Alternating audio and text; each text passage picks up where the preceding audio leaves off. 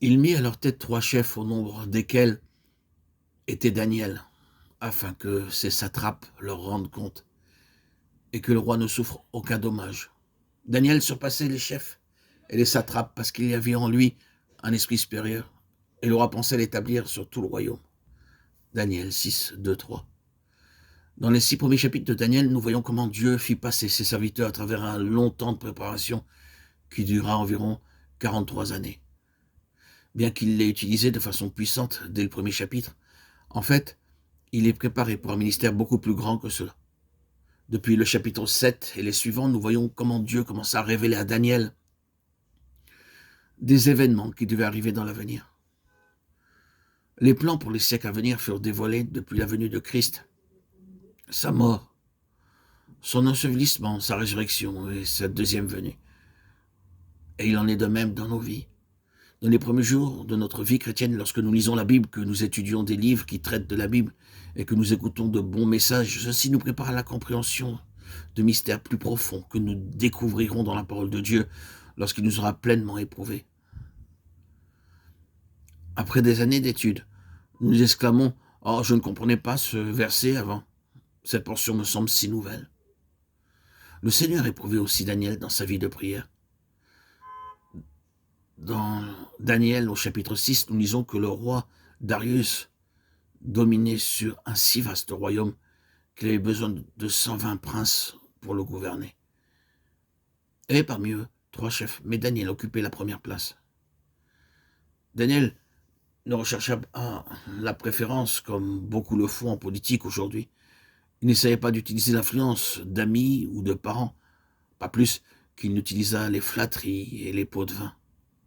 Cependant, un jour, il fut promu gouverneur en chef de tous les gouverneurs. Tout ce que vous faites, faites-le de bon cœur, comme pour le Seigneur, et non pour des hommes. Colossiens 3, 23.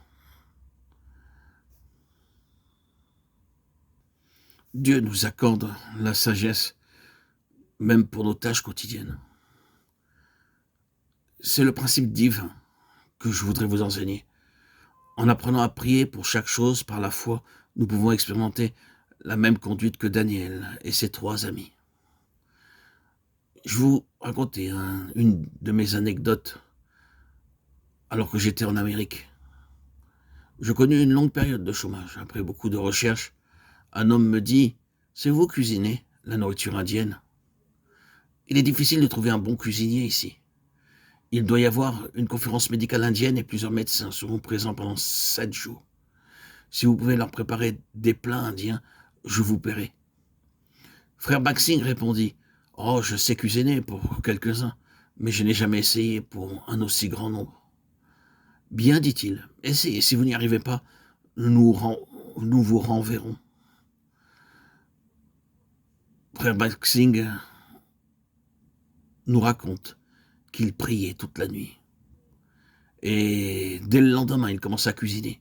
Il priait continuellement pendant qu'il cuisinait. Et le Seigneur lui montrait les quantités des différents ingrédients qu'il devait utiliser.